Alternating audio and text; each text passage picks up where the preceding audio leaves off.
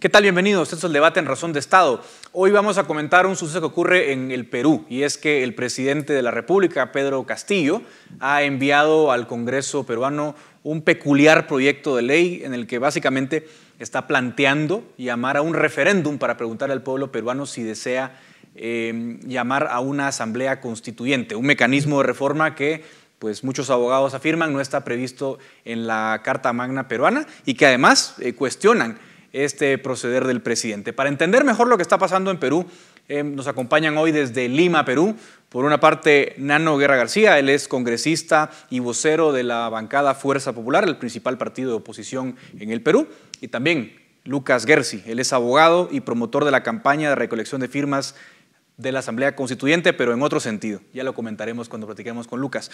Lucas, entro contigo directamente, y es que muchos abogados cuestionan la legalidad de esta petición del presidente, este proyecto de ley. Entiendo que en el Perú el mecanismo de reforma que establece la Constitución es que el Congreso, en todo caso, aprueba la reforma y luego somete un referéndum, o bien que en 2 legislaturas consecutivas se aprueba la reforma, pero en ninguna parte aparece ni el mecanismo de referéndum previo, ni tampoco la idea de una constituyente.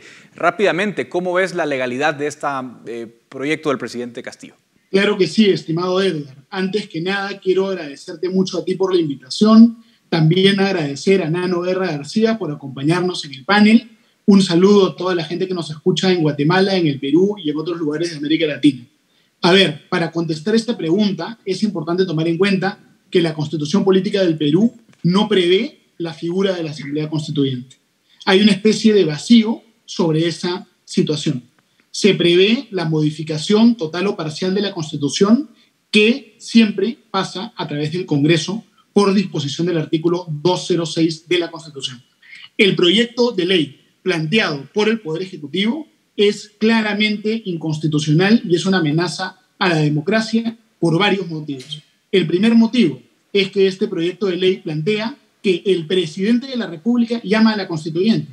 Es decir, no importa lo que diga el Congreso, el presidente, por decisión administrativa, por decreto supremo, podría llamar a la constituyente, tal y como prevé precisamente la Constitución venezolana. Y eso ya ha sido cuestionado por la OEA, ya ha sido cuestionado por un organismo internacional llamado la Comisión de Venecia, ¿no es cierto? Entonces, el proyecto que se está planteando básicamente quiere incorporar dentro de la Constitución Política del Perú un botón de autodestrucción, que el presidente, por iniciativa propia, ya dé inicio a un proceso constituyente, y eso es peligroso y antidemocrático. Claro. Lo otro que es muy peligroso y muy antidemocrático es que este proyecto de ley plantea la constituyente. En lugar de plantear que sea el pueblo peruano el que escoja la constituyente en una elección, tal y como exige el sentido común y el Estado de Derecho, el proyecto plantea que solo el 30% de constituyentes sean electos por los peruanos en general, y el resto plantea que sean electos por circunscripciones basadas en, digamos, criterios étnicos o raciales, lo cual es muy difícil de hacer en el Perú. Vamos a comentar eso. Claro, Nano, ya nos explica entonces, Lucas, que el mecanismo que elige el presidente Castillo pues, es bastante cuestionable. Él lo califica de abiertamente inconstitucional. Recuerdo que en campaña, en mayo del año pasado, Nano, los 2 candidatos que pasan a segunda vuelta firman la proclama ciudadana. Uno de los puntos era justamente comprometerse a no reformar la Constitución por vías no vigentes, y parece que el presidente Castillo incumple esa consigna. ¿Cómo leen ustedes, Nano, desde la oposición, lo hecho por el presidente? Bueno, en primer lugar, gracias, Edgar, por la invitación. Igual gracias a Lucas. Creo que Lucas ha dado una explicación clara desde el punto de vista legal.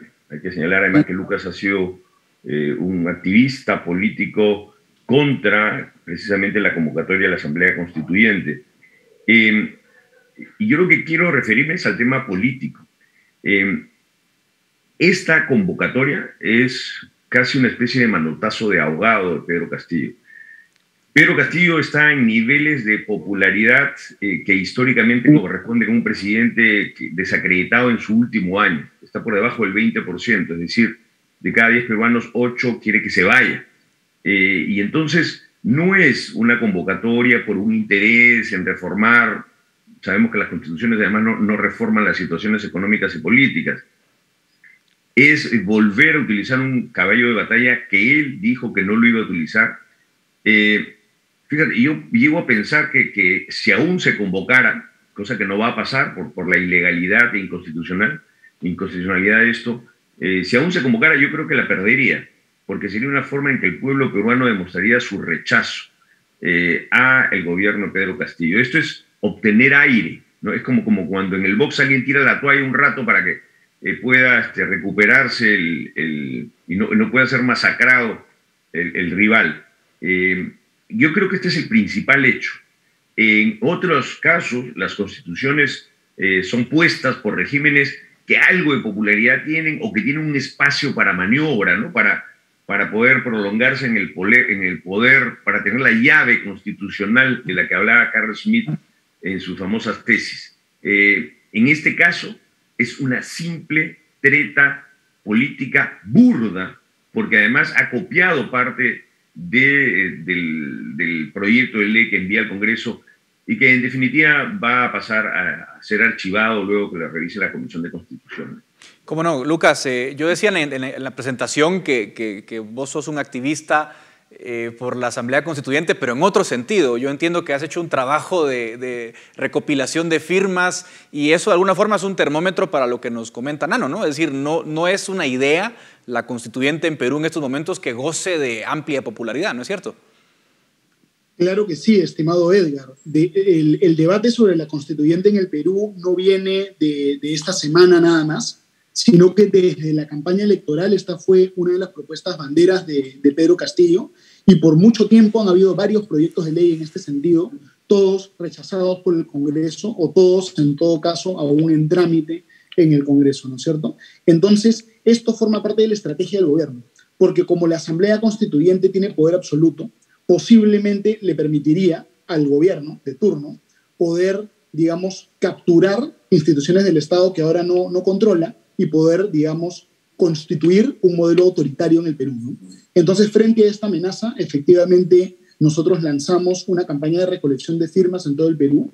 Hemos venido viajando por diferentes regiones del Perú recolectando firmas y hasta el momento hemos recolectado cerca de 1,5 millones de firmas que respaldan un proyecto de ley que dice que va a estar prohibida la convocatoria de una asamblea constituyente, ¿no? Entonces es un trabajo pues, que estamos haciendo de activismo que busca educar sobre este tema y que busca expresar el sentimiento ciudadano en defensa de la democracia y del Estado de Derecho.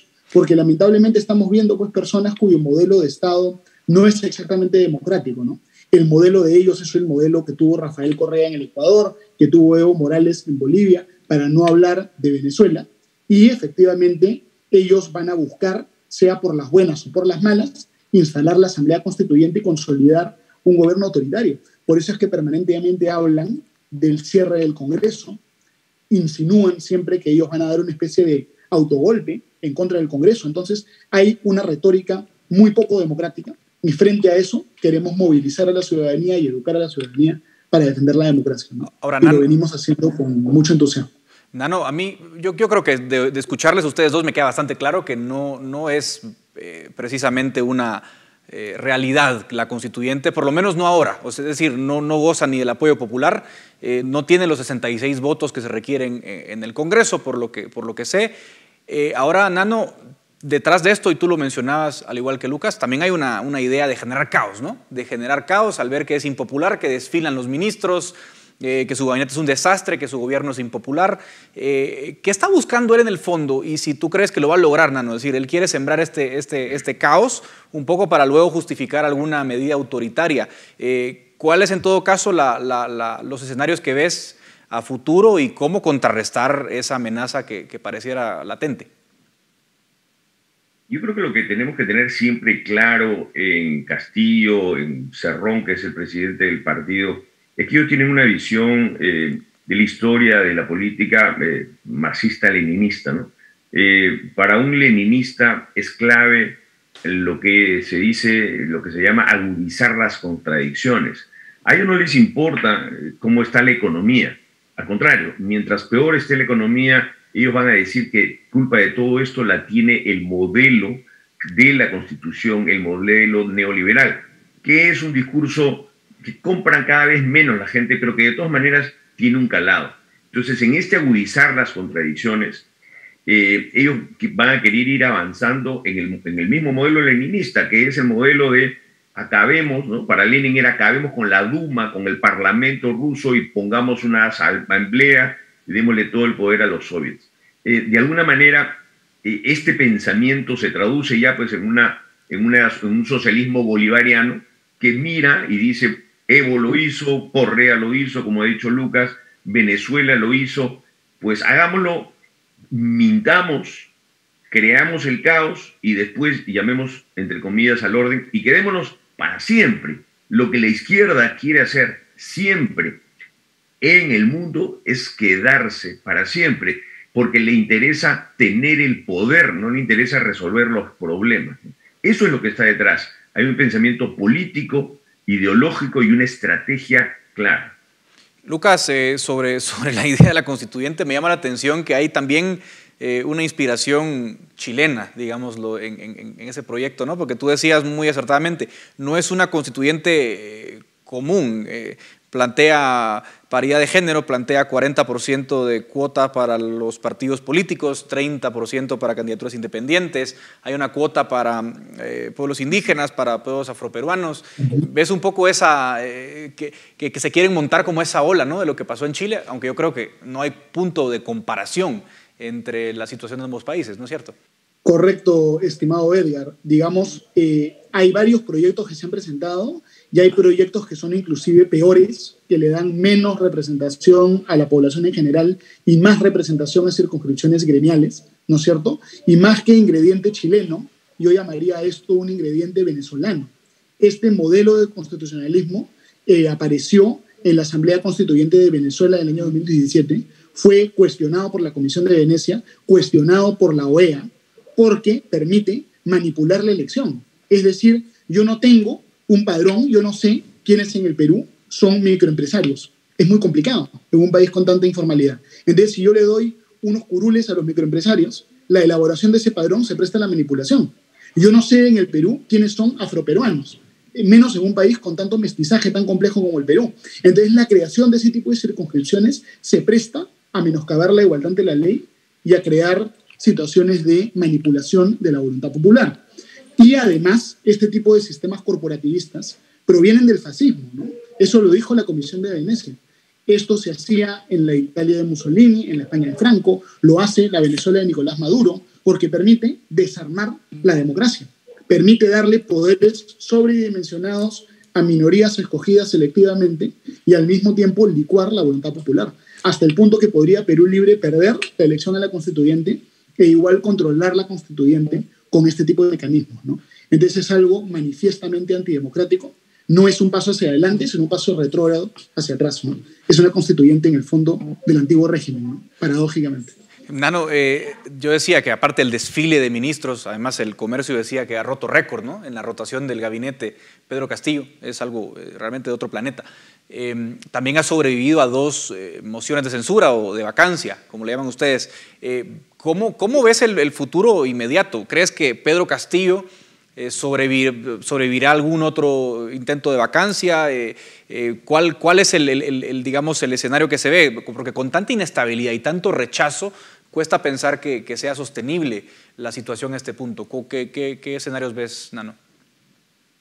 Sí, yo creo que con esta maniobra y con este intento populista va a crecer aún más la oposición a Pedro Castillo, no solamente a nivel de rechazo popular o ciudadano, sino que también a nivel partidario. Es decir, yo he conversado el día de ayer, por ejemplo, con otras bancadas parlamentarias en el Congreso, me decían, bueno, este señor ya está cruzando los límites. La mayoría de las bancadas no quieren un cambio de constitución, inclusive bancadas que podríamos decir que en algún momento, si no han estado afines, han estado un poco cercanos a Perú Libre. Entonces, yo creo que para Castillo esto ha sido cruzar un Rubicón y esto va a aumentarse con la presión social. Y la presión social proviene fundamentalmente del mal manejo económico que se está haciendo. La crisis económica que tenemos va creciendo, la inflación va creciendo, las proyecciones de crecimiento van creciendo. Solamente el anuncio del presidente ha hecho que el dólar suba en una economía golpeada, en una economía donde el agro no tiene para fertilizantes, donde los precios de los combustibles han disparado.